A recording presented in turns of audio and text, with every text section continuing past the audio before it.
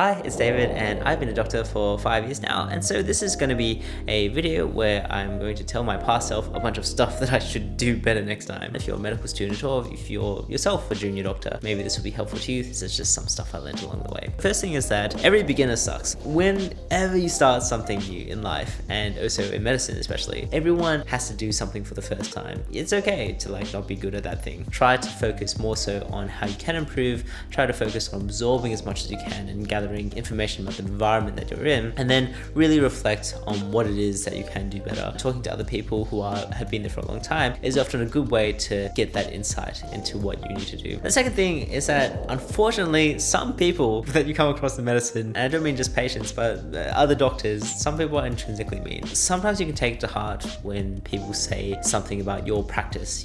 Maybe they say you're slow, or maybe they say you don't know enough, or they say that you're not good enough. There are people like that. Don't worry about them. Have a look at your weaknesses and just think that, okay, these are things that I can improve. But sometimes people point out things that aren't weaknesses, or they just say stuff that makes you feel really bad. Don't even worry about those people. They're just mean. If you really are seeking to improve yourself, then try to seek the opinion of multiple different people rather than just relying on one person in particular. Because if you put too much of a heavy weight on one person's words, that means your entire emotional state can be affected just by what someone feels like they want to do with you that day. Yeah, I wish I'd learned that a bit earlier. The next tip is that 100% is not the goal. From high school, we have this mindset of, oh, look, if I get 98%, 99%, 100%, that's the optimum in terms of my mark at school. And hopefully by medical school, you sort of realize 100% definitely isn't the goal. And perfectionism definitely isn't the goal, because being a perfectionist means that you'll actually be kind of slow and very, very thorough in the things that you do. And maybe one single patient will receive, the benefit of that thoroughness. But when you're in hospital, you really have to actually try to get the maximum yield for the amount of work that you're doing. And the maximum yield for the patient is really just doing the most important tasks for every single patient that you can. You might actually complete 100% of your work every single day, in which case, great, kudos to you. But if you're kind of like me, I found that completing 100% of my work every single day was just too difficult, because demands are very much never ending for patients, and also from other doctors too. Prioritize the stuff that absolutely needs to be done today, that is very clinically important for the patient and quite urgent, because in the end, if you don't complete the urgent tasks and the critical tasks, it means that you have to hand over to your colleagues. And the next tip I want to talk about is be aware of other people's selfishness. As a junior doctor or even a more senior doctor, you'll often get a lot of demands placed on you. In fact, demands are going to come at your direction from all sorts of different places. They'll come from the nurses, they'll come from other doctors, they'll come from people who want to clear out a patient's bed, they come from the emergency department, wherever it is. You'll just get demands from a lot of different places. So I think the important thing to differentiate is that sometimes there are things that are really important and actually quite reasonable, but then there are other things which someone might put forth emphatically as a request and say, you must do this, when actually it's very much a not must do thing. I remember I had a patient once, we had this baby that was literally dying. I was with the pediatric registrar at the time, and then this other parent had come to me and was like, hey, my child really needs their medication for teething. And I got actually quite annoyed at that parent, because I was like, well, look, I really have to take care of this other very sick child, and so unfortunately you have to wait. And even though they put forth the sort of demand quite emphatically, but the more important thing for me at that moment was that, okay, right, this child's life matters so much more than this parent's demand. Sometimes doing exactly what people want is not going to be the best for your patients. Being strong in that awareness allows you to make good decisions and put good patient care first, as opposed to people's demands first. The next tip though is, even with that said, you still should be very generous in spirit. I just think that you may very well have come into the profession in order to help people, and I think it's important not to lose sight of that help. And that help can be through a lot of different means. I think it's really important not to burn out at the same time, going excessively hard on the amount that you help. Try to keep it within the limits of your own energy and sort of mental health and everything like that, but still being generous towards other people, often you'll find that people will want to help you back if that's the case, but it's also just part of being a doctor, I find. There's no particular logic behind that. I think it's just like a good thing to do as a person. The next tip is that humor is life's universal solvent. This is a quote from someone's funeral, actually. I can't remember whose funeral it was. I think it was old George Bush. One of his friends said that he had always tried to use humor to dissolve issues, and I find that this is very true in medicine. You know, you'll get a lot of cases where people are extremely serious about their job, and in fact medicine is a very serious thing at times. At the same time, I don't necessarily feel as if you have to take on all the world's stresses necessarily, because being overwhelmed with the burden of stress and seriousness, you actually become less able to perform. So to introduce some levity into your job, just try to introduce some humor into it as well. You might even do that with a patient, for example. You may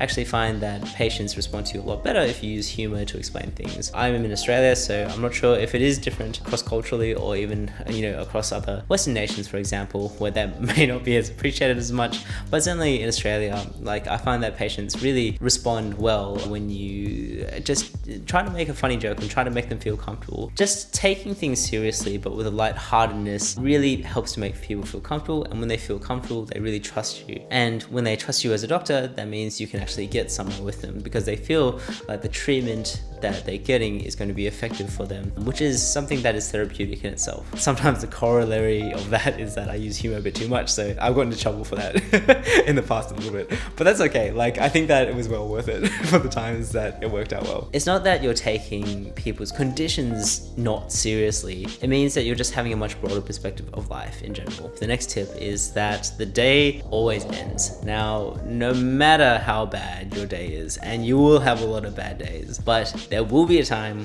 where you get to go sleep. When you do get that time to rest, just go home, just rest. Try your very best not to think about the patients and stuff that you saw that day. Try to have a cold shower and just try to bring yourself back into the moment of, I am home now, I'm going to eat something, I'm just going to sleep. Tomorrow can wait for tomorrow, but for today, for a few hours at least, I get to have a rest if you're not on call.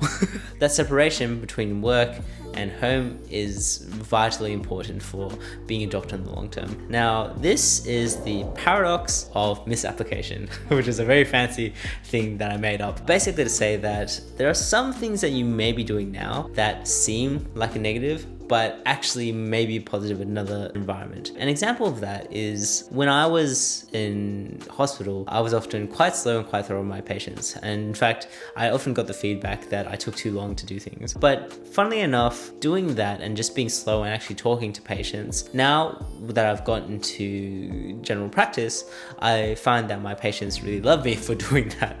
And they love that I've been so thorough with them and really sort of talked about the nuts and bolts of different things, just took the time to explain things. Something that was a negative in the hospital where, you know, you really want to encourage bed flow, you want to get people in and then get people out because a lot of people need to be seen. This thing of my thoroughness and slowness was much appreciated when I came to general practice. You may be in a situation where that speed is very much appreciated. So for example, in the emergency department, if you're seeing a lot of patients and getting a lot of patients through, then generally speaking, you'll be, you know, pretty much praised as long as you're doing it properly. If you're finding that you're really bad at one particular area, then it potentially could be good just in a different context. And I think that's important to keep in mind. You're trying to optimize for patient care as best you can. Try to think about what specialty you want to be doing, then how that optimization best fits with that particular goal of yours. The ninth tip is to neutralize negative feedback. You will get negative feedback at times, and sometimes you will get mean people. I think the most important question is to ask yourself is,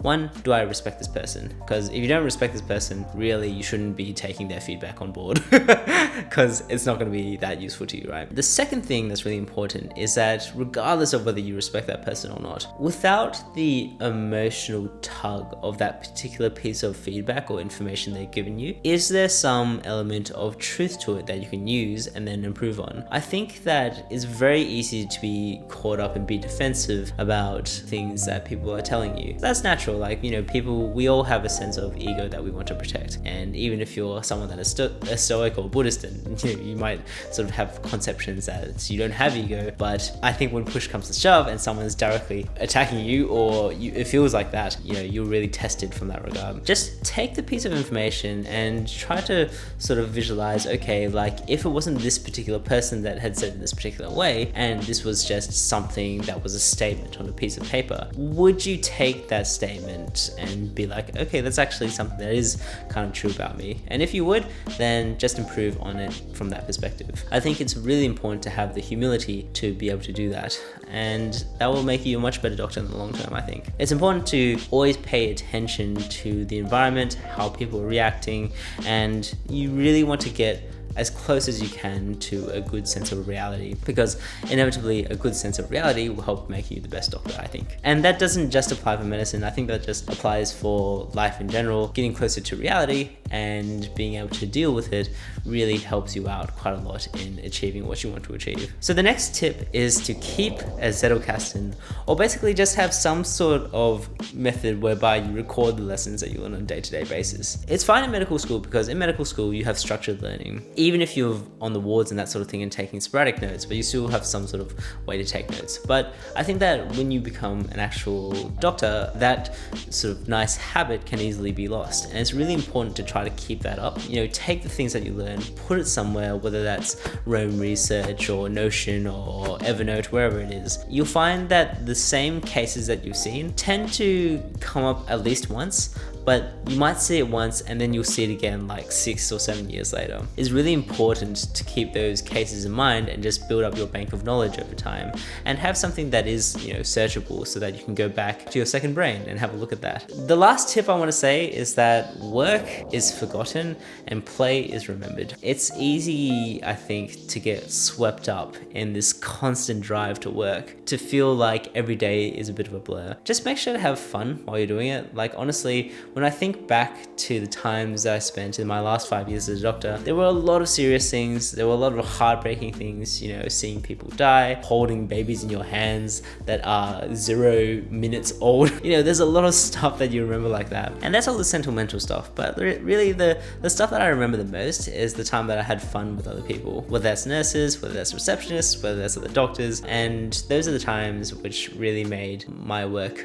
enjoyable. I think if you treat work like it is a fun thing as opposed to this job that you just purely go to earn money for, that makes it a lot more meaningful and a lot more bearable actually. It's hard often to see in the time, especially depending on the rotation that you're in. You may feel completely drained and completely tired, but I think if you just keep in mind that the perception that we have of work really changes the way we feel when we're doing it. So I think if you approach it with a certain levity, then you'll just feel a lot better about it and you won't feel like the weight of the world is on your shoulders. Whew.